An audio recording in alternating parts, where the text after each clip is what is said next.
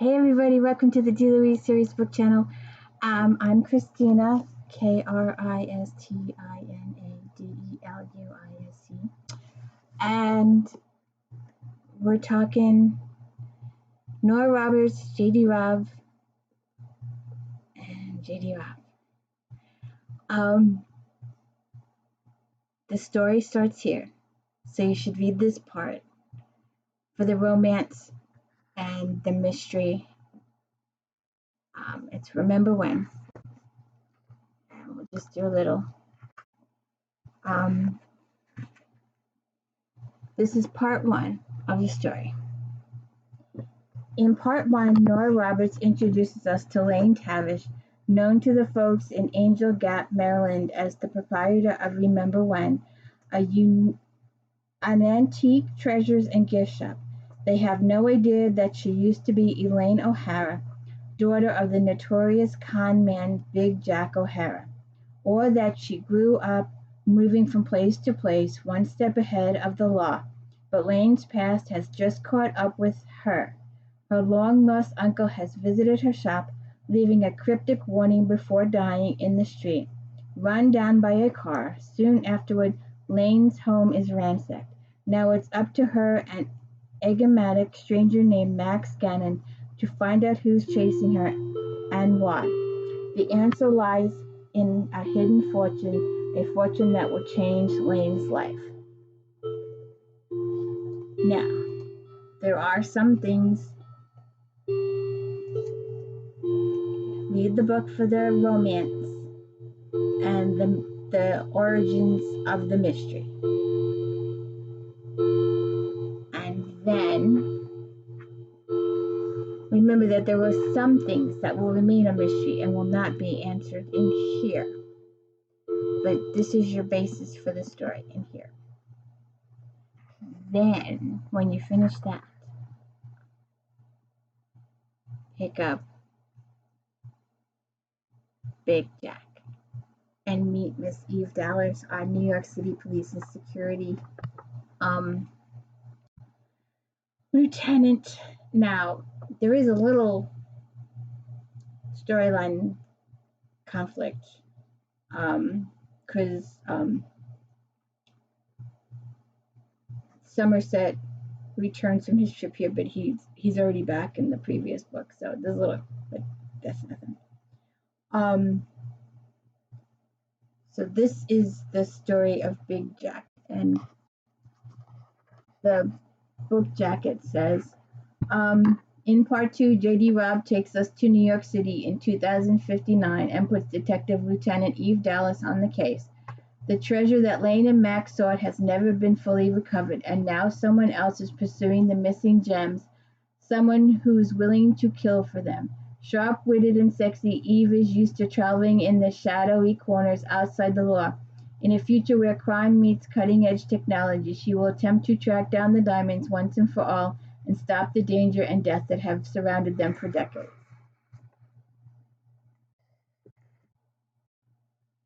You'll never guess where the diamonds are.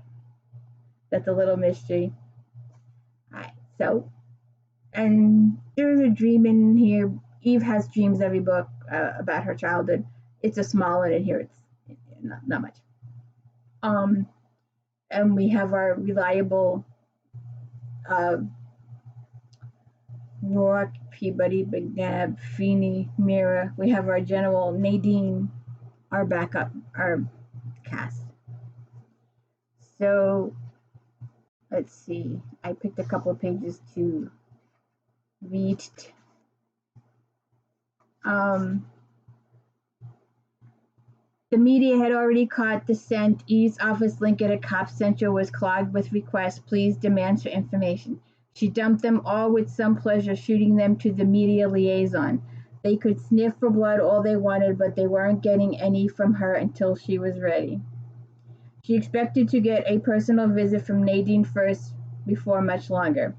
She'd deal with that when the time came. The fact that they were probably a way for her to use Channel 75 hotshot on-air reporter. She programmed coffee and decided it was never too early to snag the ME or the lab. She was arguing with ME assigned to her case, disgusted to be informed Chief Medical Examiner Morris was on leave, when she heard hoots and whistles erupt from the bullpen outside her office. I don't care if it's the summer crunch in your line of work, Eve snapped. Sending in bodies doesn't happen to be my little hobby. I need results, not excuses.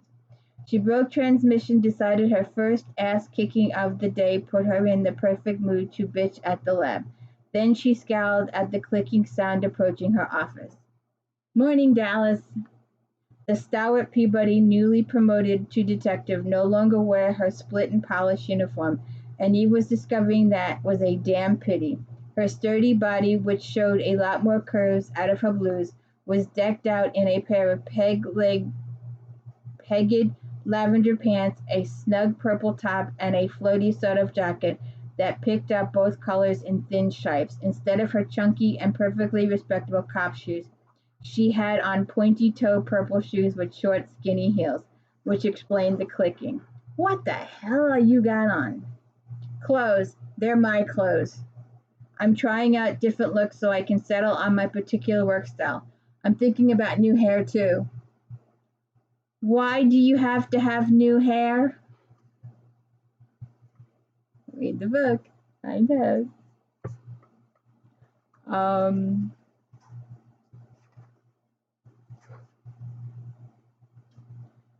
Her annual fight with vending.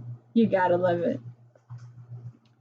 No, thought I'd planned to drink quite a bit. Martha's Vineyard, Dallas. I went out of the city, out of the heat. I want a beach and a long cold adult beverage and a parade of tanned and buff male bodies. So I'm hoping you're going to tell me you're wrapping this one up in a hurry.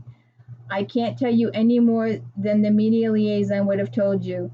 Plus, pursuing all leads, etc., so on. That's it, Nadine. Really, that's it. Yeah, I was afraid of that. Well, there's always a hologram program.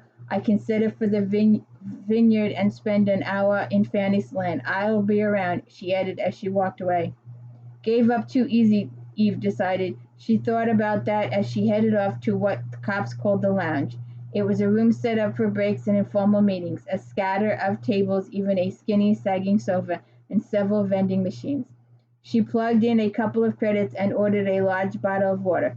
You have selected Aquafeed, the national refreshment, in a 12-ounce bottle. Aquafeed is distilled and bottled in the peaceful and pristine mountains of... Jesus, cut the commercial and give me the damn water. She thumped her fist at the machine. You are in violation of City Code 20613A. Any tampering with any vendor in this machine, you can result in fine or imprisonment. Every book. Oh, and there's a little service with Baxter working with True Heart. It's so cute. He's my pride and joy, Baxter said with a big grin. Eve remembered that Trueheart was barely older than the victim they were discussing, and that he'd nearly become a victim himself only a short time before. The quick glance she exchanged with Baxter told her he was thinking the same thing, but let it go.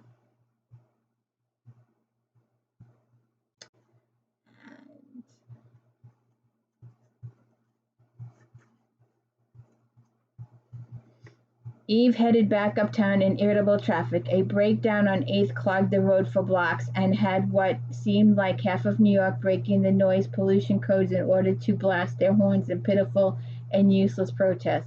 Her own solution was a bit more direct. She hit the sirens, punched into vertical, and skimmed the corner to take the cross town to 10th. They were 15 blocks away when her climate control sputtered and died. I hate technology, I hate maintenance, I hate the goddamn stupid NYPSD budget that sticks me with these pieces of shit vehicles. There, Peabody. There, sir, Peabody crooned as she hunkered down to work on the controls manually. There. After the sweat began to run in her eyes, Peabody gave up. You know, I could call maintenance. Eve hates, absolutely hates to use her rank to get the proper car. We, the fans, want her to do that, but this is Eve. This is who she is. She doesn't want a bigger office. She likes her closet. because she feels that if her office is bigger, then she would have company. And she doesn't want company.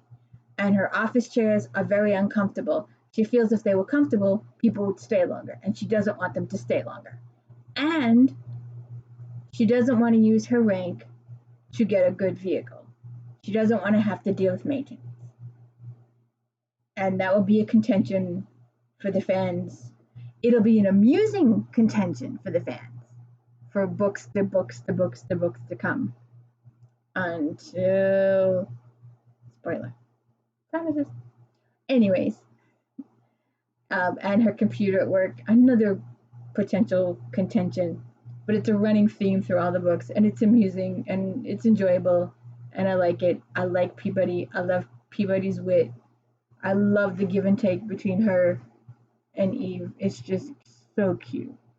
Peabody is so cute. And she comes home. After dropping Eve at home, Peabody drove off in the sauna on wheels, and Eve let herself into the blessed cool. The cat thumped down the stairs, greeting her with a series of irritated feline growls.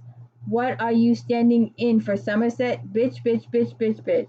But she squatted down to scrub a hand over his fur. What the hell do the two of you do around here all day anyway? Never mind, I don't think I want to know. I love it. And the first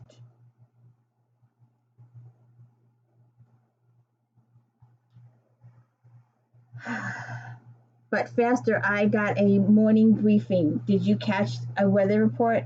Hot. Bitching hot or regular hot? It's September in New York, Eve, guess. Resigned, she pulled out whatever looked like less likely to plaster itself against her skin after 5 minutes outside. Oh, I've a bit of information on the diamonds for you. I did some poking around yesterday. You did? She glanced around, half expecting him to tell her the shirt didn't go with the pants or the jacket didn't suit the shirt, but it seemed she lucked out and grabbed pieces that met his standards. I didn't think you'd have time with all that ass kicking. That did eat up considerable time and effort, but I carved out a little time between bloodbaths. I just put it together for you this morning while you were getting a little more beauty sleep. Is that a dig? Darling, how is telling you you're beautiful a dig? It's Eve. She questions everything. She's just not used to it. She grew up alone in the foster system. She didn't celebrate birthdays or holidays or any of that kind of stuff. And she's not used to social situations. She's just not used to it. And she's learning. Now, remember, for us, it's been like 12, 13, 14, 15 books. So we've been reading Eve by this point for, a decade or two. In the books, it's only been, 2 or 3 years? So they've only been married a few years. So we have to remember that in Eve's time, it's only been a little while.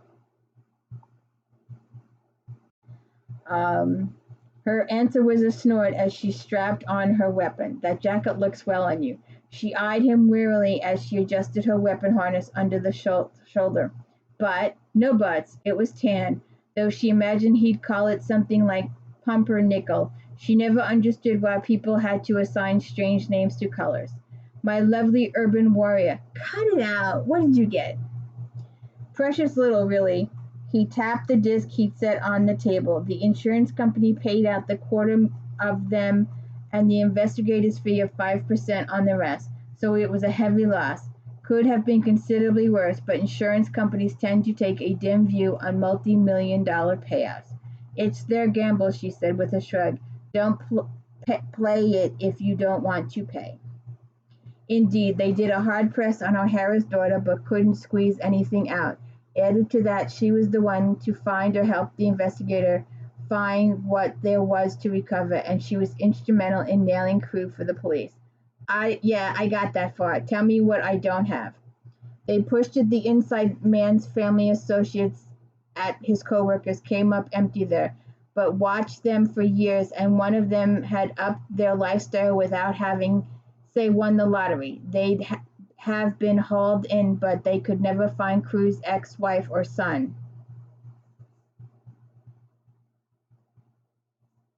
You want to know the rest? Read the book. I have one last quote. I don't know why.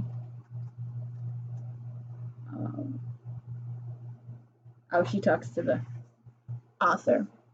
In this book, the child is writing this book, sort of, not the same thing, but sort of, kind of, and that's how this starts. And stuff in this book will be mentioned in all future books in the Eve Dallas series. The diamonds, especially, they'll be made reference to. So it's good to read this one for the romance, and then the mystery ends here, but then it's solved in here. You find out what happened, and they're hidden in plain sight, but you'll have to read the book to find out where the diamonds are. But please like and subscribe to the series. I'm an amateur. What you see is what you get. I like books. I like to talk about books. I'm not into any of this technical stuff. I can't go, oh, hit the like and subscribe button, or I can't do fancy stuff. I don't have thumbprints or screensaver. I don't have any of that. I'm just a person talking about books, and I like to talk about books. I love to read books. So please like and subscribe to the channel and spread the word. Share it with everybody. Share it on TikTok and Facebook and all those other, Instagram. I have no idea how to do any of those platforms. So please do it for me. I would thank you very much to share and like my channel. And please enjoy the Eve Dallas books. There's 57 of them so far, and we will continue to talk about the series in the future. It's one of my favorite series. So please like and subscribe. Thank you very much.